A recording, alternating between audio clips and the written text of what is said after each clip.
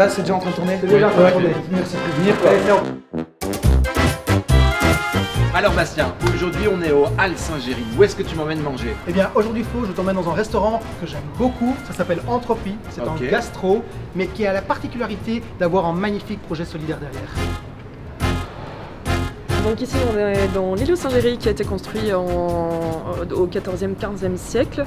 Ici notre façade est classée. Anciennement ça a été un relais de poste, ça a été un couvent aussi, donc il y a une histoire vraiment assez particulière dans cet endroit-là.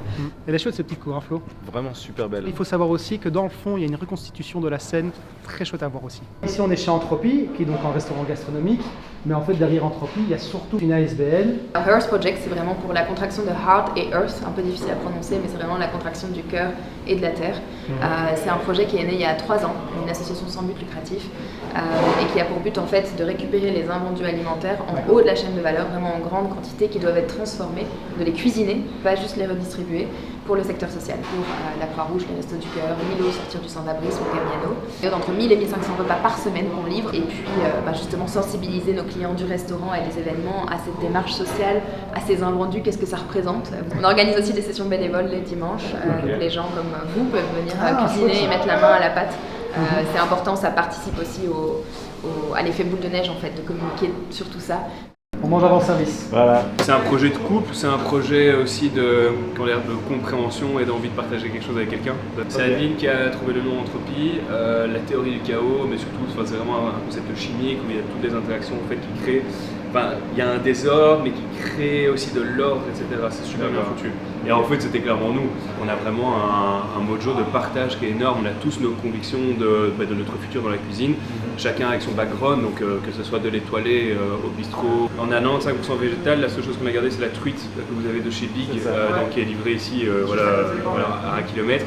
Et les moules des côtes. Plant-based aujourd'hui, pour moi, c'est la référence de notre cuisine. Et je pense qu'on va continuer vraiment à se profiler là-dessus. Alors le but des fermentations ici, bonjour, je m'appelle Sébastien, on va un petit peu bouger, comme ça c'est interactif. Donc la fermentation, c'est on va dire l'effet d'un micro-organisme sur un produit. Il y a une autre manière de voir la fermentation qui est vraiment genre un embellissement du produit. Je vais prendre la simple comparaison avec un jus de raisin et un Châteauneuf du Pape. La seule différence, c'est de la tension et du conditionnement. N'expirez pas, hein. On inspire, on n'expire pas. Donc ça, c'est une sauce myrrhine. Ah d'accord. Mais avec des produits locaux. Donc, au lieu d'aller importer du riz, au lieu d'aller importer des vins asiatiques, j'ai du vin d'ici, j'ai de l'épeautre d'ici et j'ai mis un peu de chartreuse d'ici. Cette recherche est sans fin.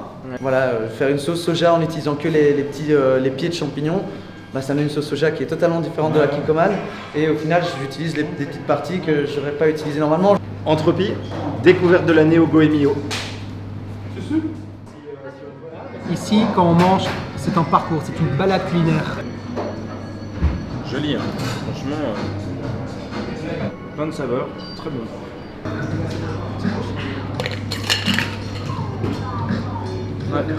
On travaille donc avec du lait de quinoa belge qu'on va faire fumer au bois de sapin pendant 1 à 2 heures. Et donc du coup, c'est la réinterprétation d'une gin fizz classique.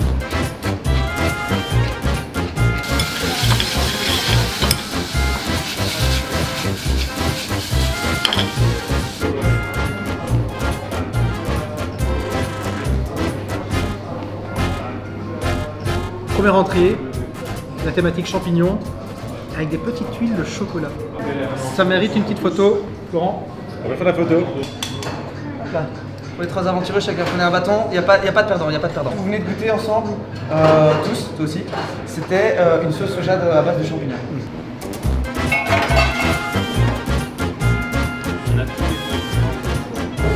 Donc vous avez une raviole de betterave à la ricotta fumée et betterave fermentée. C'est du Primitivo dans la région de la Lazio.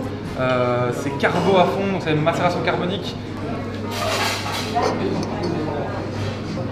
Vous avez dit que ça allait être un peu interactif là. Notre fermentation, ici c'est une kombucha faite avec les pelures des betteraves.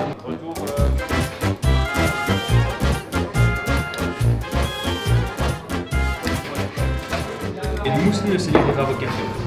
Céleri rave cuit dans un beurre rodel. Vous avez moule de nos côtes. Ça sent très très bon.